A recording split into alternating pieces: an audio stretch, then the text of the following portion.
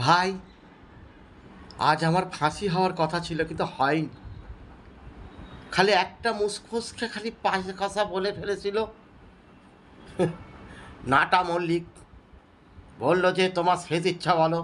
আমি বললাম আরজিকরের বিচারটা আমি দেখে যেতে চাই। বলল তাহলে তোমার তো এখন ফাঁসি দেওয়া যাবে না। আমাকে ছেড়ে দিল, বিচার হবে, তারপরে আমার ফাঁসি হবে।